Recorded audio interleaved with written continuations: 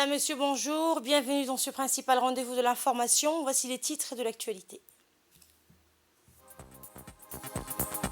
La cérémonie officielle consacrée à l'ouverture des travaux de la première session ordinaire de l'Assemblée nationale a eu lieu aujourd'hui à l'hémicycle. Dans l'actualité internationale, nous ferons le point sur le rapport du président du groupe intergouvernemental d'experts sur l'évolution du réchauffement climatique. Et nous entamons ce journal avec l'actualité politique à Djibouti. L'Assemblée nationale, sous la houlette du président Dileta Mohamed Dileta, a procédé ce mardi à l'ouverture solennelle de la première session ordinaire du Parlement au titre de l'année 2023, conformément à la Constitution et aux prescriptions du règlement intérieur. Cette cérémonie s'est déroulée à l'hémicycle en présence du Premier ministre Abdelkader Kamel Mohamed, des membres du gouvernement, des représentants des institutions de la République, les préfets de Djibouti et des régions, des représentants du corps diplomatique et consulaire accrédité à Djibouti. La cérémonie solennelle a débuté avec l'exécution de l'hymne national, suivi du discours du président de l'Assemblée nationale, Dileta Mohamed Dileta, qui a souhaité à tous les élus du peuple une excellente rentrée parlementaire. En espérant que la reprise des travaux sera fructueuse, a-t-il dit, vous l'entendrez, et bénéfique pour notre pays et que votre institution, dans ses missions régaliennes, va poursuivre la mise en œuvre de façon efficiente des instruments du contrôle de l'action de l'exécutif et d'évaluation des politiques publiques.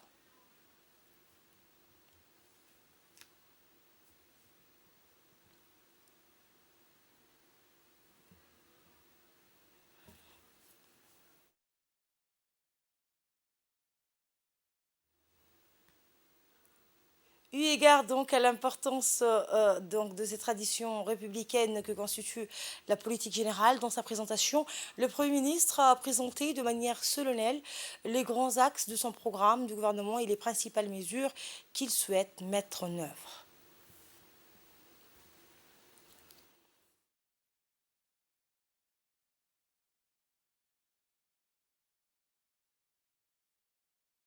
Les membres du gouvernement, des représentants des institutions de la République, les préfets des 5 régions et les préfets de Djibouti-Ville, des représentants du corps diplomatique et consulaire accrédité à Djibouti. Eh bien, cette cérémonie, on le rappelle, est l'ouverture des travaux, une cérémonie donc qui marque l'ouverture des travaux de la première session ordinaire de l'Assemblée nationale au titre de l'année 2023. Le président de l'Assemblée nationale a souhaité à tous les élus du peuple une excellente rentrée parlementaire. On l'écoute. Collègues, cette première session inaugurale de la 9e législature est pour moi, ainsi que pour vous, je l'espère, un moment privilégié qui perpétue les vertus et les valeurs essentielles qui sont si chères à notre vie parlementaire.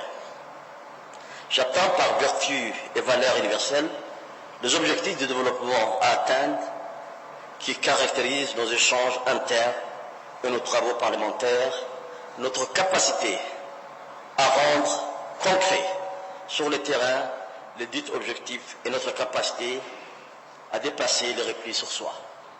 C'est ensemble qu'il faut rendre compte de notre adhésion à ces valeurs auprès de ceux dont l'attente est grande, c'est-à-dire nos concitoyens, et auprès de ceux qui jugeront de l'efficacité de notre efficience, de notre action et de notre ouverture au monde, gage de valeurs de notre nation. Mesdames et messieurs, chers collègues, honorables invités, cette première session d'ouverture est plus que jamais significative à bien d'égards pour notre institution et pour la 9e législature dont la présidence m'a été confiée. Nous réunir en ce lieu est significatif en ce sens où il faudra donner un nouvel élan au dialogue entre la représentation nationale et les membres du gouvernement au moyen des débats, des questions écrites et orales pour vérifier nos valeurs démocratiques et organiser les concertations parlementaires conciliantes et résilientes sur le long terme.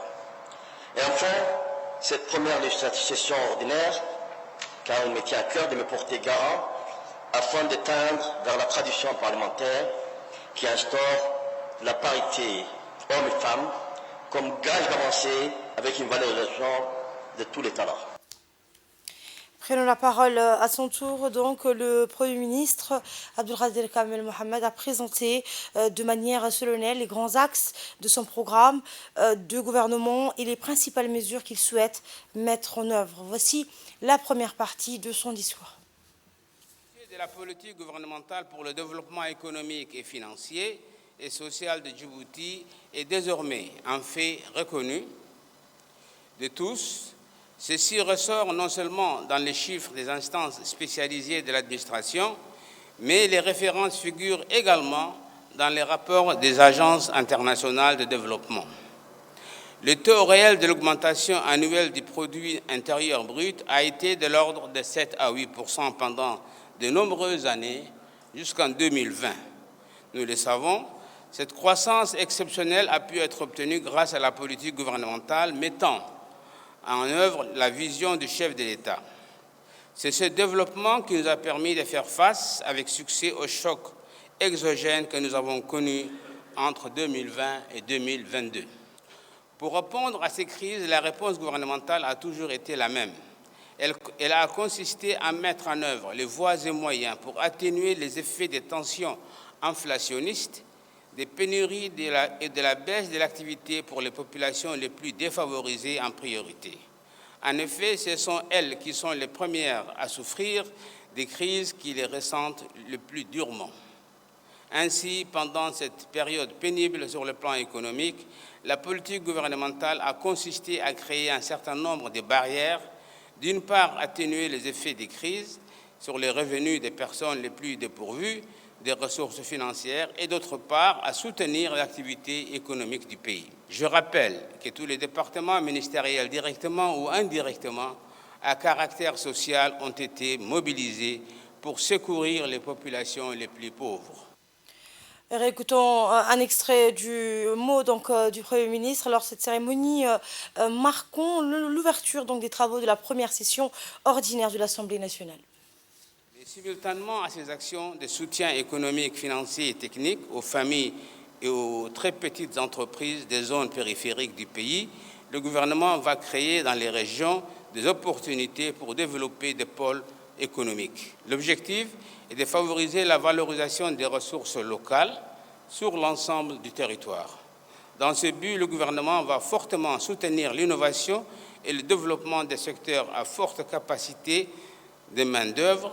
Ainsi, le tourisme, l'artisanat, le thermalisme, l'extraction et l'exploitation des ressources minières importantes ou mineures, ou encore la valorisation des petits secteurs locaux traditionnels sont fortement encouragés. Dans ce domaine, l'objectif est d'atteindre à terme une décentralisation budgétaire qui permette de rendre les régions plus autonomes. Dans cette attente, la déconcentration administrative en cours sera poursuivie, même accélérée. Ainsi, après les combats engagés pour la lutte contre la soif, pour l'éducation et la santé pour tous, dans toutes les régions jusqu'aux confins les plus éloignés, la politique du gouvernement s'oriente vers la valorisation des ressources minérales, touristiques ou thermiques de l'intérieur du pays. Quant à la région de Bok, qui comporte de nombreux plateaux désertiques, elle est appelée à un fort développement économique et social avec le projet d'installation d'une base spatiale en partenariat avec la société hongkongaise Aerospace Technology et l'exploitation hôtelière de Rassian. L'emploi local sera bouleversé aussi l'activité induite dans le domaine de ce secteur. Réécoutons encore une fois le Premier ministre. Qui deviennent l'axe majeur de la politique gouvernementale ne veut pas se traduire uniquement par l'introduction de l'objectif du développement des régions et de l'aménagement du territoire. Elle va se retrouver dans une gestion plus équitable des villes et en priorité des grands centres urbains. L'objectif gouvernemental des euro-bidonvilles sera ainsi à terme atteint. Pour faciliter les attributions des terrains à construire, la gestion urbaine sera modernisée, notamment au niveau du cadastre.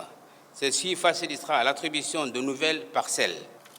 Ce soutien aux plus démunis, englobe bien évidemment l'appui nécessaire à tous ceux qui ont besoin d'une aide spécifique, comme les patients nécessitant une prise en charge spécialisée et les handicapés. La qualité de la vie de tous est l'objectif du gouvernement. Le gouvernement a, depuis de nombreuses années, décidé d'appeler une politique économique et financière libérale afin de favoriser l'investissement et ses corollaires, l'emploi, du développement et la création de richesses nationales. Aujourd'hui, les investisseurs internationaux ont une totale confiance dans la politique du gouvernement. Ils continuent à investir aux côtés des investisseurs djiboutiens pour le grand profit de l'emploi. Nous savons que ceci a été obtenu dans le passé grâce à la création de nombreux ports modernes et performants des grandes zones franches, d'une chaîne de transport multimodal, mais les crises de 2020 et 2022 ont fortement impacté ce secteur moteur de l'économie. L'activité des secteurs de transport et du commerce avec l'Éthiopie a fortement chuté, entraînant notamment des difficultés budgétaires, mais déjà aujourd'hui, cette activité montre des signes de reprise. Dans l'actualité également, le ministre des Affaires étrangères et de la coopération internationale, Mohamed Ali Youssouf, a reçu aujourd'hui une délégation saoudienne conduite par le vice-ministre des Transports et de la Logistique saoudien, Dr Rameh Ben Mohamed Al-Rumeh. Eh bien, cette visite de prospection et d'affaires a permis des discussions fructueuses sur les opportunités d'affaires à Djibouti, notamment dans le domaine de transport et de la logistique. L'événement a vu la participation du ministre des Infrastructures et de l'équipement, Hassan Hamad Ibrahim, le président de l'autorité des ports et des zones franches de Djibouti, Aboubakar Omar Hadji, le directeur général de la compagnie aérienne nationale à Djibouti, Abdulrahman Ali Abdelai, et d'autres hauts cadres des institutions des infrastructures djiboutiennes. La délégation en visite au ministère des Affaires étrangères a exposé leurs idées d'affaires pour Djibouti et leur volonté d'établir des partenariats avec leurs homologues djiboutiens. Le ministre des Infrastructures et de l'Équipement, Hassan Hamad Ibrahim, n'a pas manqué de démontrer la place de hub régional et de plateforme logistique de transit et de transbordement de notre pays. Dans une brève allocution, le ministre des Affaires étrangères et de la coopération internationale a rappelé que ces dernières années, l'économie de la République de Djibouti a connu une période de croissance propice au commerce et à l'investissement qui a rendu possible par sa position de centre logistique de redistribution dans cette partie du monde grâce à des investissements importants dans les infrastructures, notamment portuaires, logistiques et des télécommunications. Pour sa part, le président des autorités portuaires et zones franches, Aboubakar Omar Hadji, a ensuite invité la délégation saoudienne à tirer davantage de la position stratégique de Djibouti et de l'utiliser comme hub commercial afin de s'approvisionner via nos ports de Djibouti. Et il a ajouté à ses propos que Djibouti, qui bénéficie d'une position géographique privilégiée entre l'Afrique, l'Asie et l'Europe, eh bien, notre pays bénéficie également d'une stabilité politique, économique et sociale et offre des garanties, des protections et des incitations fiscales aux investisseurs étrangers. Pour sa part, le vice-ministre des Transports et de la Logistique saoudien, Dr Rameh Ben Mohamed Al-Rumeh, a pu s'imprégner du potentiel de Djibouti en termes de hub logistique, du transport aérien et maritime, ou encore d'opportunités d'investissement dans divers secteurs. Et enfin, les discussions se sont achevées sur l'importance de bâtir des ponts commerciaux entre les deux pays et de faciliter les partenariats d'affaires entre les communautés d'affaires respectives. La réunion annuelle sur le dialogue politique de cette année 2023 entre la République de Djibouti et l'Union européenne a eu lieu hier sous la coprésidence du ministre des Affaires étrangères et de la coopération internationale et de l'ambassadrice de l'Union européenne à Djibouti, Mme Sylvie Tabès.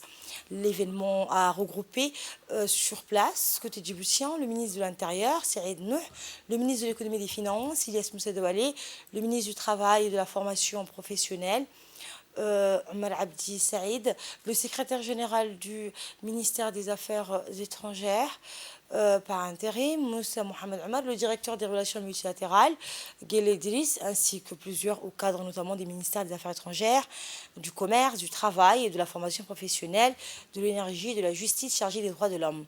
Côté européen, les ambassadeurs européens basés à Djibouti, France, Allemagne, et ceux qui ont fait le déplacement d'Addis Abeba, comme la Belgique, les Pays-Bas, la Suède, le Danemark, Finlande, la Pologne, Luxembourg, Irlande, Portugal, la République tchèque, l'Espagne, l'Autriche, l'Italie, la Grèce, etc. Notez également la présence du commandant second de l'opération Atalante. Écoutez l'ambassadrice de l'Union européenne à Djibouti. Accordons à la République de Djibouti, trop souvent décrit comme petit pays, mais nous le savons ô combien important, où la stabilité politique interne est vue comme gage au regard des dynamiques convulsives régionales dans la corne de l'Afrique et nous appelle à la prudence et à la mesure. C'est également la preuve que nous avons à cœur le développement de notre partenariat avec l'Afrique. Monsieur le ministre, toute l'équipe Europe ici présente, c'est-à-dire les États membres résidant à Djibouti, l'Allemagne et la France, mais également les non-résidents sont venus nombreux d'Addis Abeba, mais je pense aussi à ceux qui n'ont pas pu se joindre à nous ce jour et qui sont résidents à Nairobi, au Caire et ailleurs, mais qui nous suivent avec intérêt. Nous, équipe Europe, apprécions vraiment que vous ayez accepté d'organiser cette réunion durant les préparatifs du mois saint du Ramadan, malgré votre agenda chargé à l'issue des élections législatives du 24 février dernier.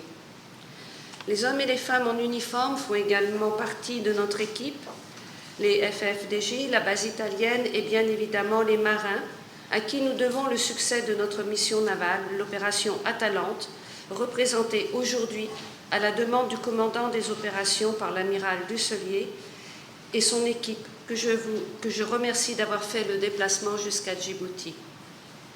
Depuis notre dernier dialogue, nous sommes bien sûr très heureux que vous, Monsieur le ministre, et Monsieur le ministre Ilias, demeuriez les piliers de l'équipe avec tous les autres ministres. Cela ne serait pas la même chose sans votre leadership. Ceci facilite notamment à nos équipes d'approfondir le partenariat entre l'Union européenne et la République de Djibouti dans un engagement et une atmosphère ouverte, franche et toujours sincère.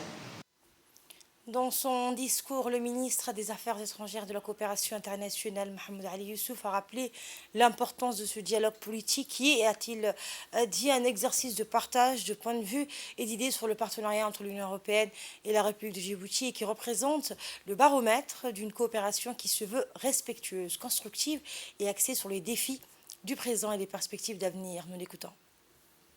Pour un réel plaisir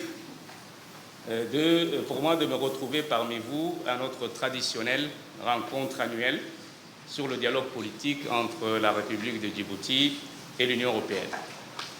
Permettez-moi tout d'abord de vous souhaiter donc à toutes et à tous la bienvenue et je vous adresse également mes vifs remerciements pour votre présence à cette importante réunion entre nos deux parties qui se tient donc conformément à l'article 8 de l'accord de Cotonou. Notre présence à tous aujourd'hui témoigne de l'intérêt que nous portons aux relations de coopération auxquelles la République de Djibouti et l'Union européenne ont consenti d'être liées. Je saisis donc cette occasion pour vous exprimer à tous encore une fois la bienvenue, mais en particulier à Madame l'ambassadrice Sylvie Tabès, qui participe avec nous à son premier dialogue politique. Soyez assurés, Mesdames et Messieurs, de mon soutien, du soutien du gouvernement de Djibouti pour ce partenariat que nous chérissons tous. Notre dialogue consistera à aborder, d'une part, des thèmes que nous avons identifiés d'un commun accord, et d'autre part d'entamer un débat interactif pour s'accorder sur une approche commune de notre relation de coopération. En effet, nous envisagerons dans notre échange d'une manière succincte 3 thématiques qui porteront dans un premier temps sur la présidence suédoise de l'Union européenne, la politique nationale avec les récentes élections législatives de février 2023, avant d'enchaîner en second lieu sur l'aspect économique de notre partenariat Djibouti-Union européenne, notamment la première programmation 2021-2024 du fonds alloué qui arrivera à terme l'année prochaine. Et en marge de cette réunion annuelle, le ministre des Affaires étrangères, Mohamed Ali Youssouf, a été décoré hier de la médaille de la politique de sécurité et de la défense commune de l'Union européenne, décernée par le haut représentant de la Commission européenne, Joseph Borrell.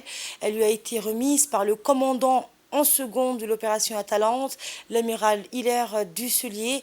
Cette médaille a été décernée au chef de la diplomatie djiboutienne en guise de reconnaissance de son rôle et soutien apporté à l'opération Atalante depuis 2008. Rappelons que l'opération Atalante est une mission militaire dont l'objectif principal était et reste aujourd'hui la lutte contre les agressions armées et la piraterie dans la Corne de l'Afrique, sur les côtes de la Somalie, dans le golfe d'Aden et dans le détroit de Bab el-Mandeb qui relie l'océan Indien et la mer Rouge. Toute autre chose, le ministre des Infrastructures et de l'Équipement, Hassan Ahmed Ibrahim, et le président de l'Autorité des ports et des zones franches, Aboubakar Al-Hadi, ont organisé une visite des infrastructures portuaires pour le vice-ministre du Transport et de la Logistique du Royaume d'Arabie Saoudite, Dr Romeh Al-Romeh, qui s'est rendu à Djibouti pour une visite de travail de 48 heures. La visite a été faite à la SGTD, DMP, à la gare Nagad, au parc industriel de Medjoug et One French PK23, donc de la Djibouti International Trade Freight Zone. Eh bien, le ministre et le président de l'autorité des ports et des zones franches, ainsi que les directeurs généraux, ont accueilli les membres de la délégation pour leur donner des explications sur les activités et les performances de chacun de ces sites. Maillon indispensable qui, de surcroît, est connecté au DCT et DMP, accompagné du ministre des Transports et de l'Équipement et le président des ports et des zones franches. La délégation saoudienne s'est rendue respectivement au port DCT et au DMP afin de constater les compétences en matière d'infrastructures maritimes dans ces dotés Djibouti. Le DCT, terminal conteneur de Doralé, inauguré en 2008 par le président de la République, dispose de 6 portiques de quai, 16 portiques de parc et de 400 points de connexion pour les conteneurs frigorifiques. Atout non négligeable, un quai d'accostage de 18 mètres de profondeur, alors le DMP comprend 4 terminaux distincts et pour la manutention des conteneurs qui ont tous un accès direct à la ligne ferroviaire Djibouti-Éthiopie, ainsi reliés au centre industriel en Éthiopie, réduisant les temps de trajet sur l'ensemble de l'itinéraire de 3 à 4 jours à seulement 12 heures. Ensuite, la même délégation s'est arrêtée à la gare de Nagad. La délégation a été accueillie par le directeur adjoint de l'EDR, Hassan Mohamed Kamel, avec la présence des cadres du chemin de fer. Nagad Station remplace l'ancienne gare du Bouto éthiopienne. Elle sert de terminus, une ligne de liaison ferroviaire électrique de 700 km entre Djibouti et l'Éthiopie.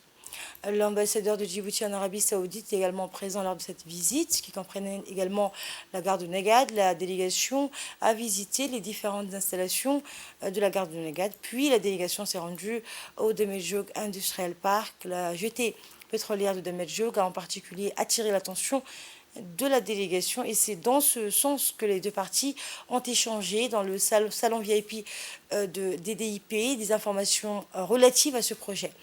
Et à la fin, la délégation saoudienne a visité la nouvelle zone franche au PK23. La délégation a été accueillie par le président des autorités des ports et des zones franches. Social à présent, le ministère des Affaires sociales et des Solidarités a accueilli les délégations des pays amis et frères, les Comores et le Madagascar, dans le cadre d'une visite d'échange et d'expérience visant à s'inspirer des outils et systèmes pour l'identification ainsi que la coordination en matière de ciblage des bénéficiaires des projets et programmes sociaux.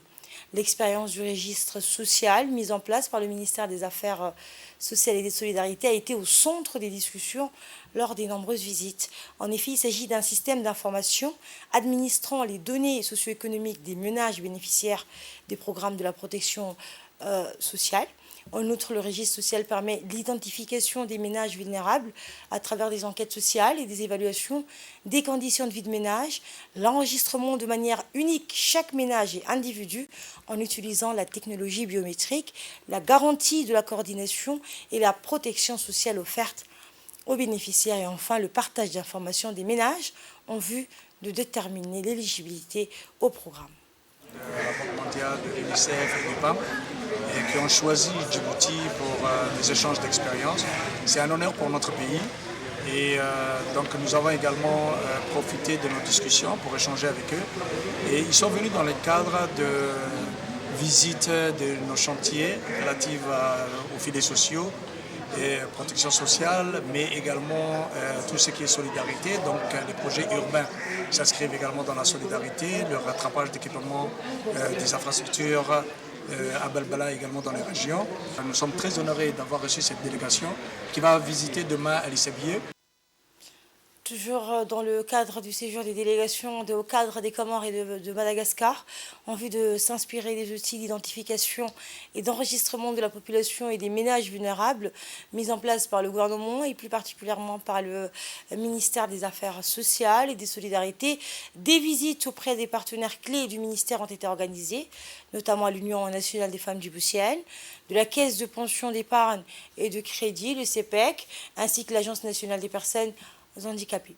Les délégations ont pu échanger avec les responsables respectifs de ces institutions et ont pu en apprendre davantage sur les outils et systèmes mis en place pour identifier les populations vulnérables en vue de bénéficier des prestations. Autre jour, autre visite cette fois-ci à l'Agence djiboutienne de développement social, ADDS. En effet, l'agence a eu l'opportunité d'exposer ses missions et la portée de son action à ces dernières en matière de lutte contre la pauvreté et promotion du développement social. Également, le directeur général de la DDS a présenté les outils utilisés par l'institution pour identifier les bénéficiaires de leurs projets et programmes, afin de permettre aux délégations de constater de visu l'exécution d'un des programmes phares actuellement en cours de la DDS. Une visite sur le terrain a été organisée. Les délégations ont ainsi pu voir le programme de développement urbain intégré en action. Eh bien, le PDU2 est un programme ambitieux qui vise à améliorer les conditions de vie des populations urbaines les plus vulnérables en promouvant un développement intégré et durable. Dans l'actualité également, un projet de construction d'un nouvel état-major pour l'armée djiboutienne est sur le point de naître et a été initié avec la cérémonie de déménagement de l'état-major actuel vers le site provisoire de l'hôtel des officiers Hassan Bassouma. Ce projet a été présidé par le chef d'état-major général des armées et a vu la participation des personnels de l'état-major général des armées, du directeur général de la police nationale et d'autres personnalités importantes. À l'approche du mois béni du Ramadan, cette cérémonie haute en couleurs débutera avec la revue a débuté avec la revue du général du chef d'état-major général des armées, Zakaria Cheikh Ibrahim, et par la suite un verset coranique qui a été lu par le capitaine Mohamed Amin Mohamed et de la direction générale des relations internationales.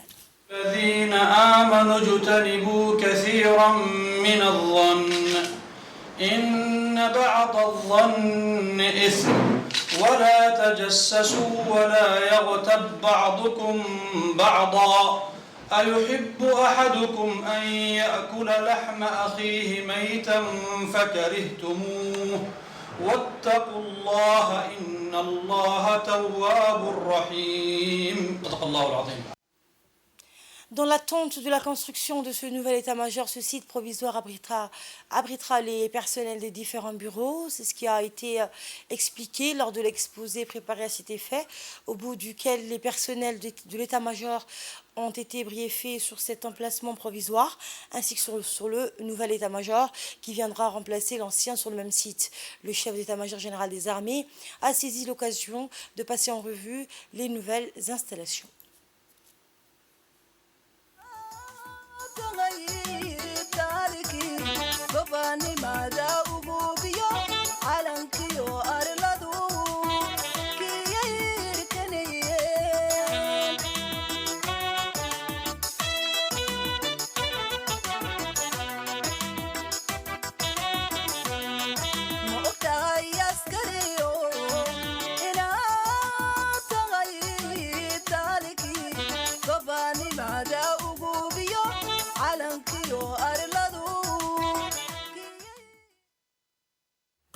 La présentation salle de la Réunion a laissé donc la place aux festivités militaires à ciel ouvert animées par le groupe folklorique Harbi durant ces réjouissances.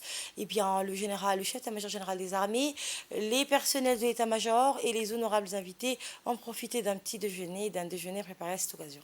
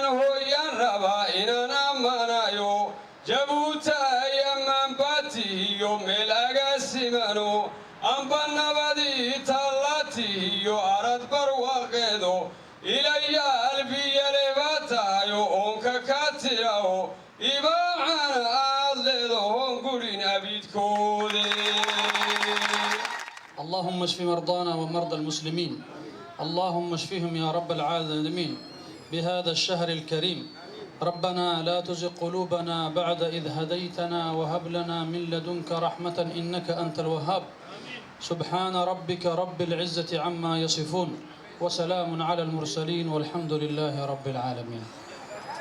En bref et en image, dans le cadre des programmes d'aide sociale, le douane de la Zakat a procédé à la distribution de la Zakat pour l'année 2022 et les 3e et 4e tranches de parrainage orphelin pour l'année 2022 au niveau de la région de Bok.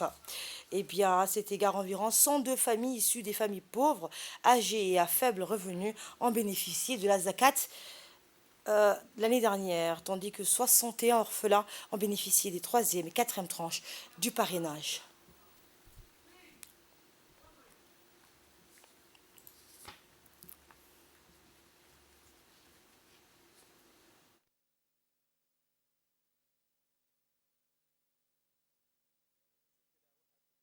Dans l'actualité internationale, il s'agissant du réchauffement climatique, un rapport du président du groupe intergouvernemental d'experts sur l'évolution du climat indique, je cite, « Nous avons le savoir-faire, la technologie, les outils, les ressources financières et tout ce dont on a besoin pour surmonter les problèmes climatiques, mais nous avons identifié, mais ce qui manque pour l'instant, c'est une volonté politique forte afin de les résoudre une fois pour toutes », juge l'économiste coréen.